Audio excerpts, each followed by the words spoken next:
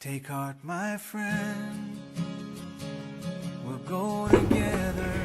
Galatians chapter 4, verses 1 through 20.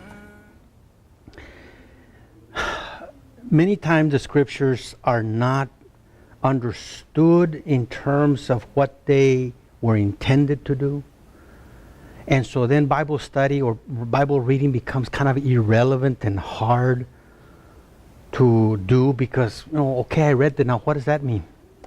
But God used the scriptures, gave us the scriptures as a revelation of himself, of who he is and who we are. And that tells us everything about how we relate to him and how we relate to one another, right? And sometimes life is difficult. Why? Because we don't relate well to God and we don't relate one to one another. We don't relate well. So we get ourselves into all kinds of problems. But the scriptures are there to help us really see the things that we really need to see. You see, and Galatians chapter 4, verses 12 and following is one of those passages that can really, really help us understand so much. This is the relationship between the Galatians and Paul. And it has to do with motivations, bad motivations. You know, in life, that's what we get ourselves in trouble, right? Many people get married for the wrong motivation. People do things for others only to get something back from them. And then we try to manipulate each other so that we can get what we want, or somebody has manipulated us. And then we get hurt. And so this passage has to do with the relationship between the Galatians and Paul and between the false teachers and the Galatians. And it all has to do with who God is. So it's all tied together. This is one of those passages that reveals so much. And so I want to start off with just a little bit more illustration of this manipulation in relationships. Manipulation in relationships. And one of the classic ones is an alcoholic situation, right? Where you may have an alcoholic husband and the wife of an alcoholic. And so the wife of an alcoholic, why does she stay? And the more studies are done, what happens is that the wife of an alcoholic many times ends up providing the alcohol for the alcoholic. And so she ends up saying, oh my poor husband, pray for him. I just want to serve him. I want to help him. But in the final analysis, she ends up helping him get alcohol. It's amazing.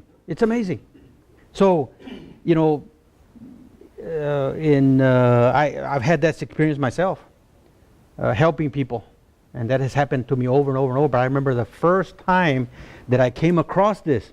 I was helping this lady. I lived in Dallas, and obviously that was years and years ago. But I was helping this lady, and because she at church, she was my husband. He drinks a lot, and so I started to help her, and I began to see that she ended up helping him, but helping him get alcohol. But then she would he'll pray for him, and poor thing, and like, wait a minute, so sometimes that makes sense. And so then I was working with him too. And the thing about it that he started to come around. And he trusted the Lord Jesus. And he was like, what am I doing? And he began to change. And you know what happened? She divorced him. It's like, what was that? Why is that? She ended up divorcing him. And then she went and married another guy who was a worse alcoholic. And like, what in the world's going on? And you've heard of codependence, a psychological term. Codependence means as long as the husband is dependent on the alcohol, the wife has meaning in her life. Oh, he needs me. Oh, I'm here to help my husband. She has meaning in her life. So as long as he's dependent, she's got something to live for. It's a sick relating, you see. And so she was suffering, pray for him, and blah, blah, blah. But it's really for herself. When he changed, she had no more meaning. So she divorced him. And many times that's what happens in even relationships that are even more sick than that. Some women stay with their husband even when they're beating them. Unbelievable, but there's this dynamic happening inside, and the relationships are sick, are very sick. The passage Jeremiah 17:9 that I refer over and over the years comes to my mind. What does Jeremiah 17:9 say? The heart is deceitful above all else and desperately sick. Who can understand it? Well, that's why we have the scriptures that reveals the heart to us. You see? And that's what happens over and over. And this passage is kind of a classic to reveal that. That's where we're going to go in Galatians chapter 4. So, in relationships, many times the motivation is to manipulate someone else through fear or guilt or shame, fear of abandonment, or all kinds of ways that people get manipulated. And I really, in my culture growing up in Hispanics, one of the ways when little children are growing up and they're misbehaving, the parents many times will say, if you don't behave, I'm going to leave you. I'm going to leave the store. You're going to be here by yourself.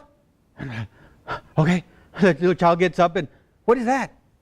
It's manipulation through fear. Fear of abandonment. You see? Or, wait till your mother hears about this. Oh, no. Shame. Shame. You did what? I want to tell your friends. Oh, no. Please. What is that? Manipulation through shame. And we do this.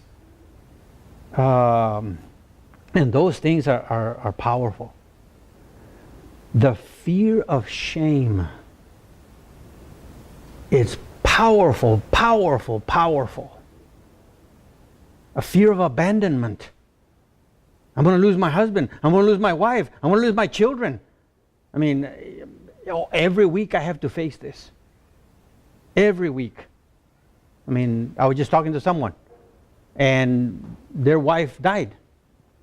And it's been a while, so now he has a love of his life, a sweetheart from high school.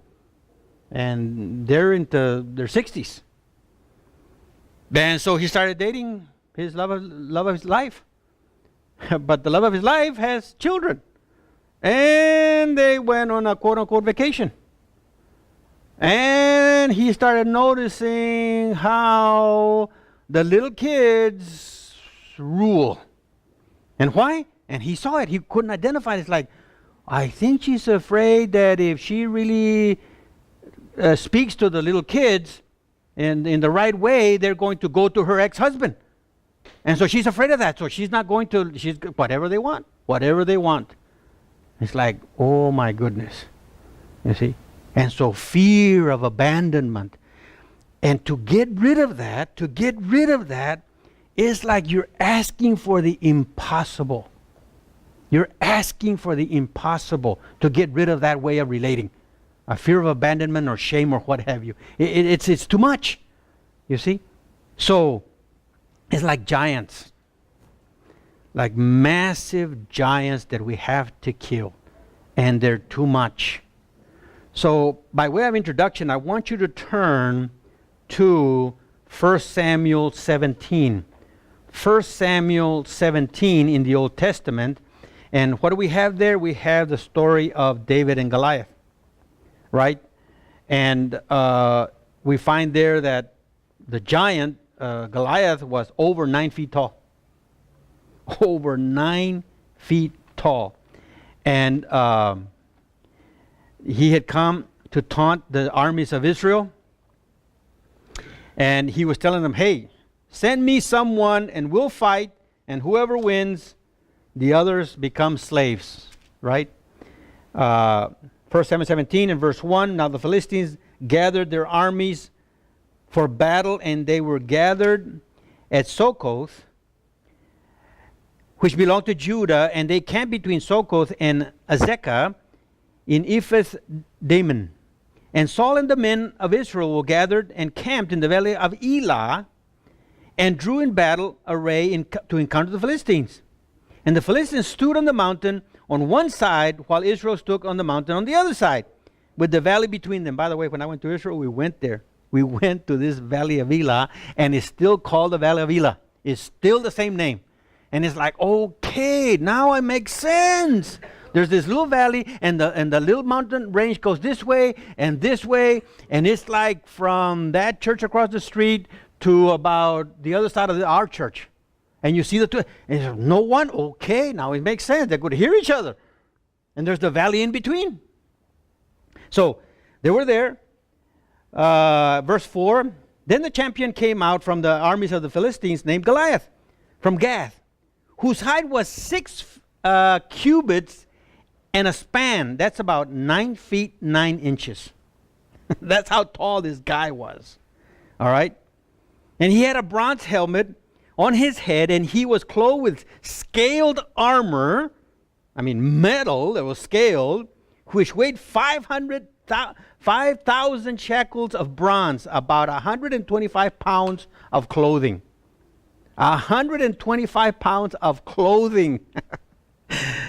And the shaft of his spear was like a weaver's beam, and the head of his spear weighed 600 shekels of iron, with a shield bearer also walked before him.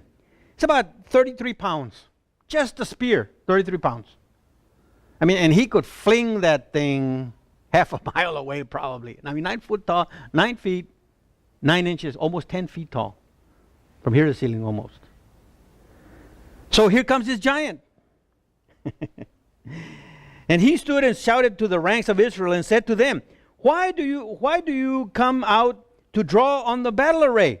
Am I not a Philistine and your servant Saul? Choose a man for yourself and let him come down to me. If he is able to fight with me and kill me, then we will become your servants. But if I prevail against him and kill him, then you shall become servants and serve us. And the Philistines said, I defy the ranks of Israel this day. Give me a man that we may fight together. When Saul and all the Israel heard these words, the Philistines, they were dismayed and greatly afraid. That's how getting rid of bad relating can feel. It's too much. I can't. I'm going to lose this person that means my life to me if I speak the truth. It's too much to ask. It's too much to ask. Here's this Philistine. Here's this giant. How in the world can we do that?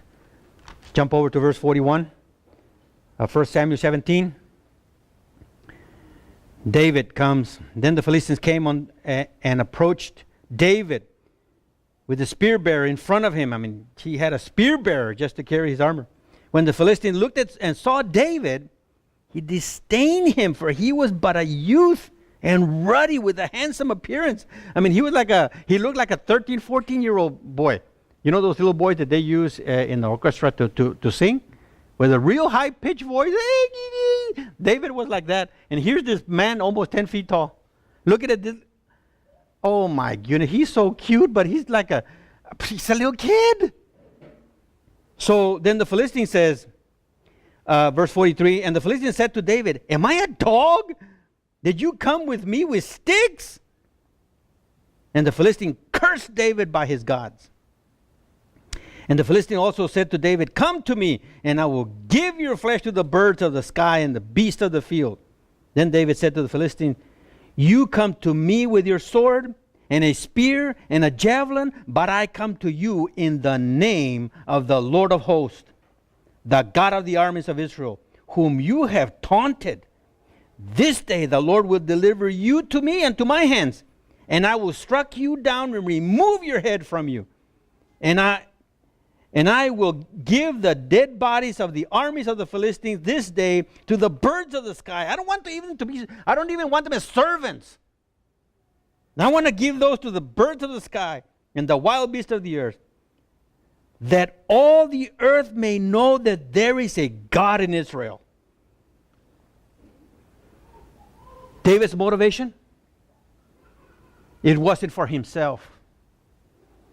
It was to glorify God. And here's this Philistine that had taunted God. I don't want the Philistines as servants. We don't need them. But you've come against the God of Israel.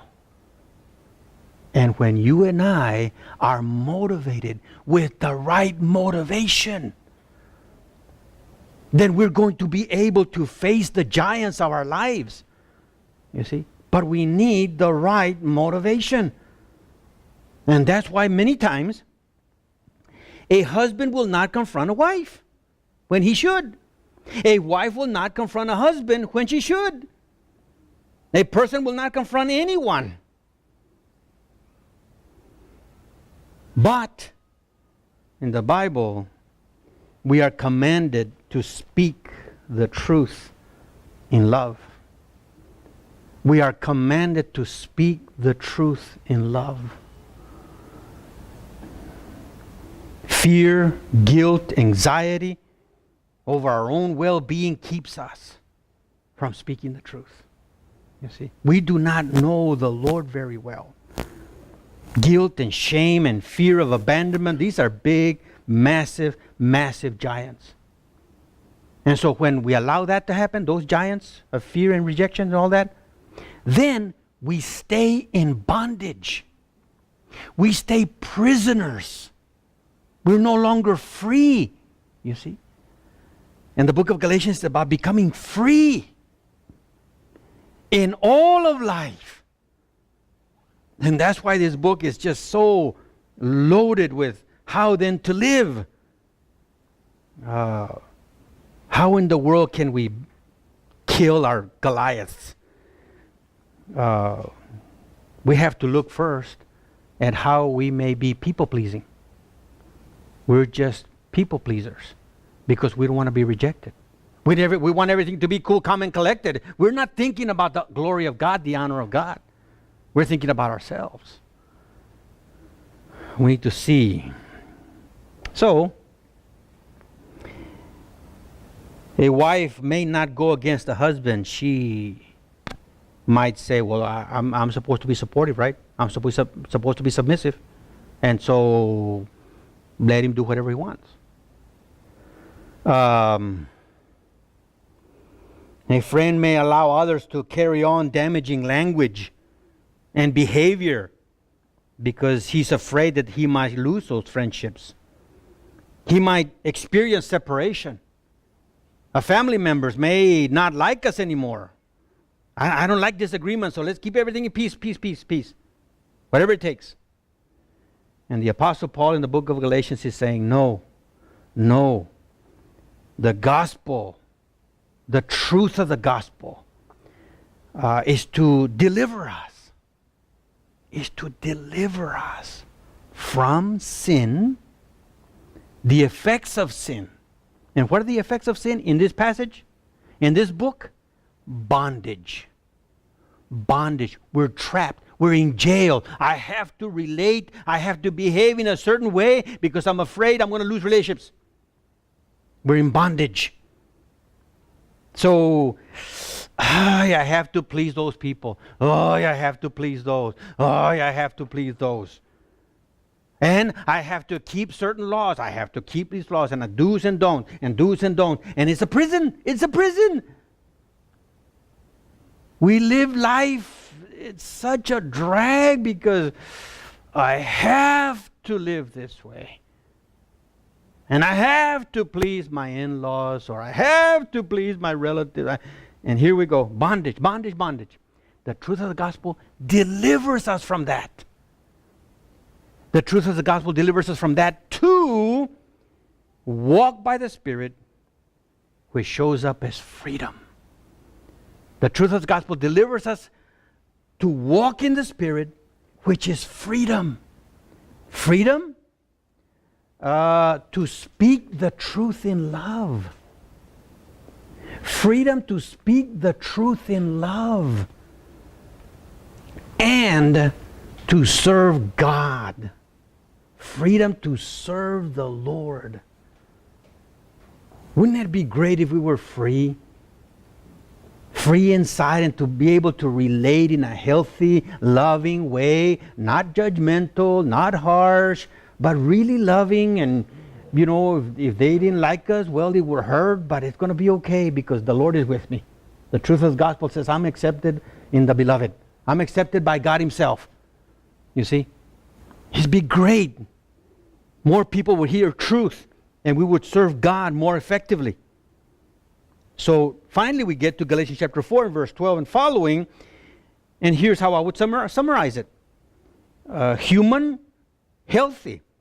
human relationships develop only, listen to this, healthy human relationships develop only when Christ-likeness is the motivation and not self-interest.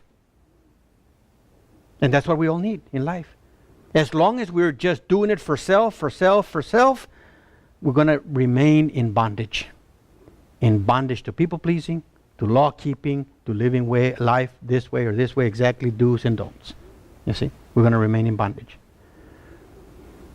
Healthy human relationships develop only when Christ-likeness, in other words, helping others become like Christ, is the real motivation and not self-interest. Here in the book of Galatians, the Apostle Paul has been telling the Galatians, look, the gospel delivers us so that we can be free and live righteously. That's what God is interested in, so that we can be free and live righteously with power and strength and beauty in life. And this doesn't happen by the works of the law. It doesn't happen by religion, but by faith in Jesus Christ. Faith in that Jesus actually paid for all of my sins. I don't have to be motivated by guilt. I don't have to be motivated by pressure that somebody's going to point out, you did this wrong, you did this wrong. Nope. I'm going to be motivated by freedom because Christ loves me. You see? Doesn't happen by religion, by keeping religious activities. It's not a religion, it's relationship with Jesus. And so, this means, the gospel means, freedom from relational fears and bad motivations. It means freedom from relational fears that bring about bad motivations, and bad motivations lead to relational manipulation. Relational manipulation. And we're going to hear more about that as we go on through this passage because, it's very evident there in this passage. Verse 12 through 16, here you find the relationship between Paul and the Galatians. Right? 12 through 16. Verse 17, relational manipulation between the Galatians and the false teachers. And it's going to, I'm telling you, it's going to like, oh my gosh, look at what's happening here. Okay? And then verses 18 through 20, healthy relating by Christ-likeness. Healthy relating by Christ-likeness. So first of all, this verse 12 is kind of confusing, right? Because in verse 12, Paul says, I beg you, brethren, become as I am, for I have become like you. You have done me no wrong.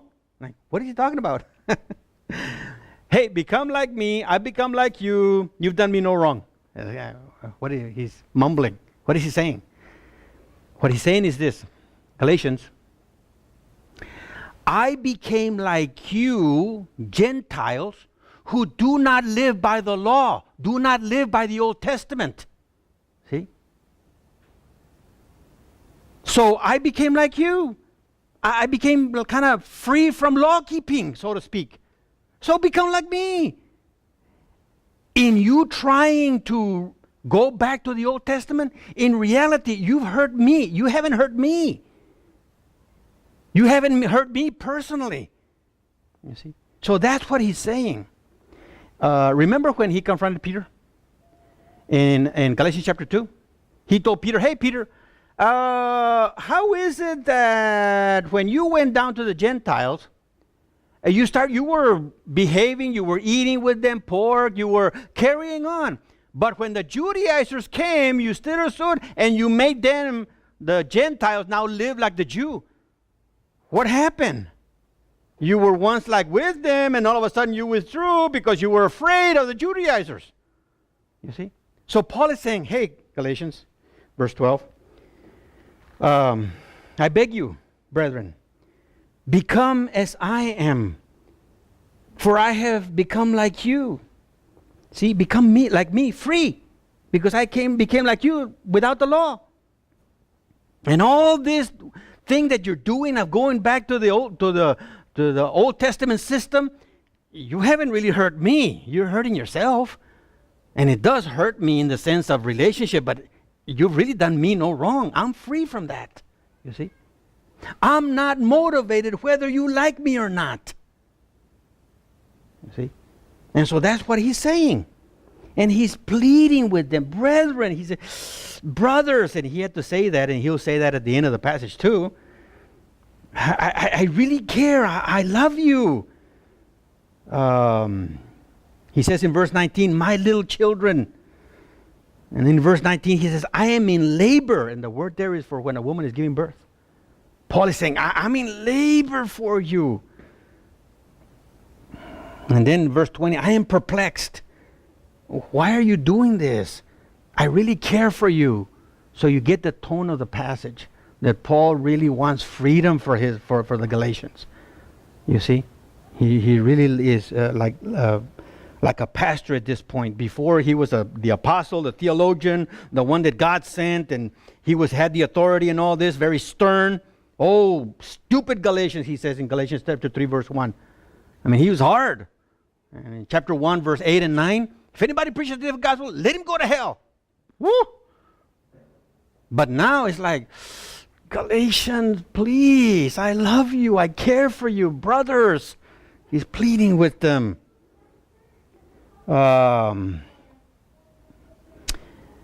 He says, look, when I came the first time, verse 13, even though I was really sick, he doesn't say what, I was really, really sick, you did not look down at me. You know, I mean, and all of us kind of have that reaction, right?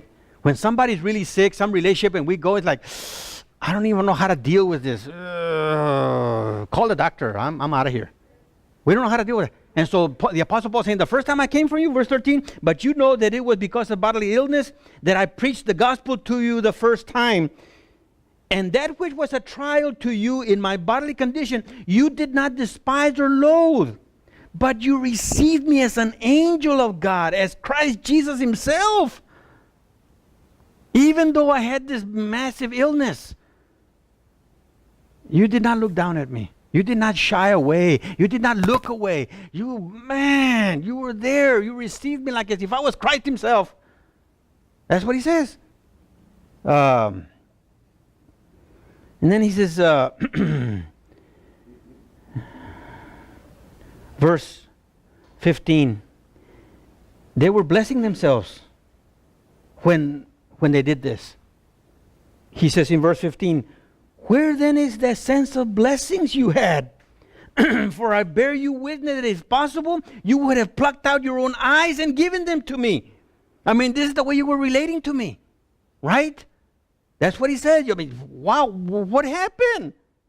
What happened? And the next verse tells us what happened. And this is going to happen to you and to me. Okay? Look at verse 16. Verse 16. Have I therefore become your enemy by telling you the truth? Oh. The prophets experienced this. Amos chapter 5 and verse 10. It says they hated the one who speaks with integrity. They hated the one that confronted them. They hated him. What got Jesus in trouble? What got Jesus in trouble? He was doing miracle after miracle after miracle. What got Jesus in trouble was speaking the truth, exposing sin. That got him crucified. The Apostle Paul is saying, hey, have I become your enemy by telling you the truth? And isn't that something? Some friends will never confront us. And we're wonderful. But if our spouse confronts us, if somebody else confronts us, whoa, we just like. Or if we help someone else, we confront someone else, they don't want to be around us. The Apostle Paul is saying, what happened? Have I become your enemy by telling you the truth? Yeah, that's what has happened, hasn't it? And so now the Apostle Paul says, that's our relationship. And initially you were man. And by the way, this is what happens most of the time. When Jesus first started his ministry, what happened? By the thousands, and people were just like, oh my goodness. What happened at the end? Crucify him, crucify him, crucify him. I don't know how many times people have come. Oh man, your sermons are awesome. Oh my goodness. Why isn't this church filled to the max? Man, wow, what wonderful preaching. Until there's a price to pay to actually live out the truth. It's a big, big price to live out the truth. We're going to lose friends. We're going to lose all kinds of stuff. No, that's too big of a, no. You know what? The music's not good enough. I'm going to another church. We come up with all kinds of excuses. Well, last night I stayed up late and I couldn't make it to church. Oh, okay. God will say, oh, sure, that's okay. To live out the truth, brothers and sisters, the truth may sound good, but to actually eat it and live by it, there's a price to pay. You see. Initially, the Galatians, they were willing to pluck out their eyes and giving them to Paul. That's what was needed. It's a saying, whatever it takes. But then when Paul started speaking the truth, a distance. Now, Paul is going to go now to how the false teachers were manipulating the Galatians. Okay? And it's very, very key. And I see this over and over and over and over and over in relationships. Look at verse 17. Very, very key. Paul says, they, the false teachers, eagerly seek you. Not commendably, not with good motivations, but they wish to shut you out in order that you may seek them. It's kind of confusing too, right? What do you mean? They eagerly seek you, not commendably, that they want to shut you out so that you may seek them? What is going on? Manipulation. Manipulation. And the bottom line is this. The false teachers want you to depend on them. The false teachers want you to depend on them. So, let me go make disciples, as long as they stay dependent on me. You see? So that's what they're doing. They're eagerly seeking you, but not with good motivations. They want to shut you out, meaning, hey, we know the law. And so you need to follow the law the way we understand it because we're the one that know. And you don't know it. So you have to come through us. You see, we're the gatekeepers. We're the ones that have the know-how. So you have to come through us and us only. You see, so now you're going to have to seek them. Now does it make sense? They eagerly seek you, not commendably. They want to shut you out. You don't have the good, you don't have the knowledge, in order that you may seek them. Wow. That, brothers and sisters, happens at all levels. It's start with some of the more obvious ones. How do drug dealers make money? First, they give free samples. Here, have a joint. Here, have a sniff. Later, you're going to be hooked, and you're going to need them. You will rob, steal, you will even kill somebody because you need them.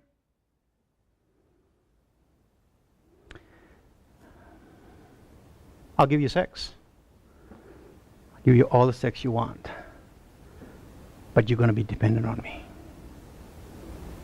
You're going to be depending on me. I'm going to give you all the loving. And as long as you now get hooked on me, now I got you. Isn't that amazing? I mean, this manipulation happens at all. This is here with the law, the Old Testament law. They want to shut you out, so then you will seek them, eagerly seek them. Manipulation. Right? Hey, I got the money, good. I got the money, babe. I can buy you anything. In fact, you don't have to work. In fact, you know, hey, I got it. But now I own you. Now I own you. Manipulation. Manipulation. It's right here. And the Apostle Paul was exposing the relational garbage, the relational manipulation of what was happening here. You see. So it can be alcohol, drugs, sex, fear of abandonment, shame, anything. You see. I'm going to tell on you. So if you don't want me to tell, if you want me to keep your shame under wraps, you better obey me. You see. I'm going to leave you. If you don't cow down to what I say, I'll just leave you. I was talking to a young man yesterday. That's exactly what it was. Well, she does this and does that, and well, why do you put up with that? You know why? Because you feel like trash. And you feel like you can no longer deserve anybody else. You feel like trash, so now you have to put up with this. You know, you're right. You're right. And let me tell you, that other person's got your number. They know that you're afraid, and they're going to use that. Well, how do I get out of that? How do I get out of that? By the truth. And what's the truth? The truth is that Jesus Christ paid for all of my shame, all of my sins. I don't have to go by this manipulation that you have me, that you own me. No, I don't. I can go by the truth. The truth. I am free. I don't have to go because I sinned in the past. You see?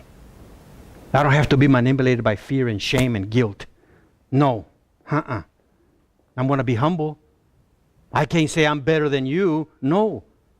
I am a sinner. But Jesus died for me. And I don't have to go by lies anymore. I don't have to go by trying to please you so that you won't abandon me. You will like me. Nope. Don't have to go by that. But the Judaizers, the false teachers, were manipulating the Galatians. And Paul was saying, look at what's going on. Well, how does healthy relating look like? What does it look like? And now Paul is going to tell them in verse 18. But it is good always to be eagerly sought in a commendable manner, in the right way. It's great when I am loved for the right reasons. It's wonderful. And not only when I am present with you, it's not a manipulation, it's all the time. And then he says, my children. You hear the tone of a pastor. They're my children. I want freedom for you. My children with whom I am again in labor. And that's the word there for a woman giving birth. Paul was saying, I'm hurting. Why? So you will like me? No. That's not his motivation. Look at what it says right there. Until Christ is formed in you. That's the right motivation. To really help my children really get to know the Lord, not whether they like me or not. And that applies to everyone. Husbands, wives. You see? Until I want to help you know Christ and become more like Him. That's what Paul is saying. That is healthy relating. That is healthy relating. It's not out of fear or guilt or shame or pressure. Until Christ is formed in you. But I wish I was present with you now and to change my tone, for I am perplexed about you. I mean, remember how we started the book of Galatians? I mean, he came out with smoking with both guns, man. Boom, boom. He was shooting everybody, you know. And then in Galatians chapter 3, verse 1, oh, you stupid Galatians. Ah, he was just mad. And now he's saying, oh, I want to change my tone because I really care for you. I really love you. And it's not about me. You've done me no wrong. I mean, it's not about me. I'm fine. It's about Christ being formed in you. Oh, that we would be motivated by that. That we would be motivated by that. How to apply this? I have 4 applications, and then we will open it up for your comments and your questions. As I understand the scriptures, I see the richness for all of life, and then I wish that I would apply it more consistently. But that's what I meant earlier, that look, the Bible, God reveals who He is and who we are and what we need and the relational issues, you see. So, healthy relationships. Healthy human relationships is when we have Christ-likeness as our motivation, not self-interest like the Judaizers, you see. Christ-likeness, helping the wife, the husband, the children, everyone become more like Christ. Well, first application, listen. Because we're all fallen and have sin, expect that there's going to be times of anger. Expect that there's going to be times of anger. And what's the legitimate reason for anger? Because I'm hurt? Oh, you've hurt me. No. The legitimate reason for anger is falsehood. When there is falsehood, the Apostle Paul was confronting falsehood, false teachings, and he was mad. It's not because he was hurt. He said in verse 12, hey, you've done me no wrong, right? That's what he says in verse 12. It's not about me, and that's what happens many times. We get angry because we've been hurt. It's not about truth. It's because I got hurt. Brr. And sometimes, by the way, this is crazy, but sometimes it's not even the person in front of us that hurt us, who hurt us. It might have been some Joe in the workplace or 10 years ago that hurt us. And we're all wounded. And now because of that, anybody who's in front of us is going to get it. Anybody who's in front of us is going to get it. Because I've been hurt. I've been hurt. And here we go. The Apostle Paul says, you've done me no wrong. I'm not motivated because I'm hurt. I'm motivated because I'm angry because there's falsehood. And it's going to be hard, brothers and sisters. Expect it to be hard. In relationships. What did he say in verse 16? Have I become your enemy by telling you the truth? And that's what got Jesus in trouble. So listen, in our Christian life, as we, with love, try to help someone else, expect pushback. Hard pushback. Expect it. But if our motivation is not so much for self-interest, it's because to help someone walk with Christ and according to the truth, then when they don't want to, when they reject us, it's like, that hurts, but I'm okay because the Lord is with me. The Lord is with me. It's going to be okay. I know my motivations is really to help. It's really to help. They don't want to receive it. I can't do anything about it. But we need to expect. Be ready for hard work in relationships. So that's application number 1. And then application number 2. Listen, before speaking the truth in love to somebody, before we venture out and speak the truth in love to someone, we need to look at our own tendencies to not live according to the truth. We need to look at our own tendencies to live in falsehood. You see? Matthew 7, verse 1 through 5, remember? Don't judge lest you too be judged. The way you judge, that's the way you're going to be judged. But then he says, hey, first, take out the log in your own eye. Then you will be able to speak to someone else. You see? So take out the log first so that then you can minister. You can speak the truth with love.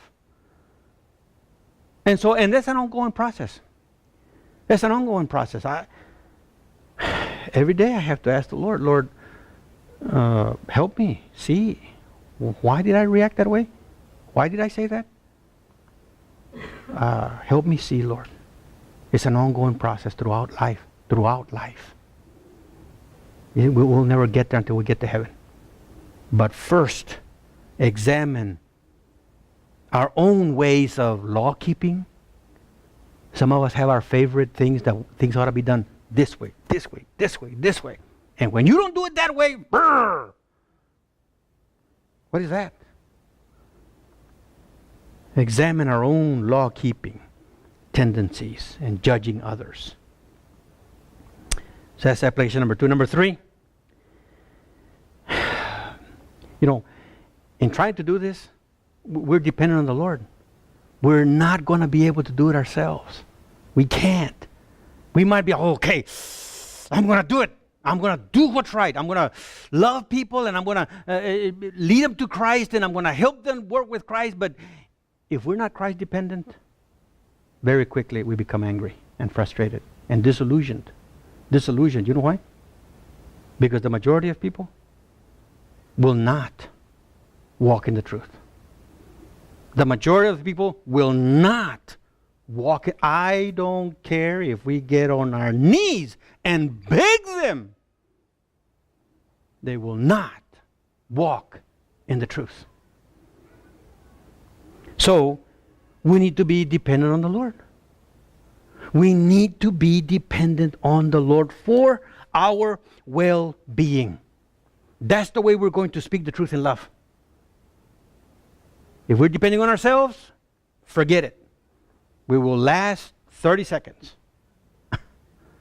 We need to depend on the Lord as we seek to walk in the light, walk in the truth. Finally, the obvious one, this applies to church leaders, myself, but really all of us. We need to be motivated by the right motivating, pursuing people, right? In pursuing disciples, in pursuing that the church grows, in pursuing whoever in friendships. We say, am I really being motivated by helping them grow in Christ? Or if there's some self-interest here? No, we need to be motivated by the right motivation when I pursue people. Ultimately, what's the right motivation in this passage? Christ-likeness, right? Paul says, I'm in labor to you until Christ is formed in you. That's the right motivations. Having people respond favorably to Christ, to the truth. How is Paul relating to the Galatians here? It's not whether they like him or not. He spoke the truth before and after. He was continuing to speak the truth. You see? The right motivation to have people conform to Christ. Healthy relationships. Healthy human relationships develop only when Christ-likeness is the motivation and not self-interest. Take heart, my friend. We'll go together. This uncertain mountain road that lies ahead. Our faithful God has always gone before us.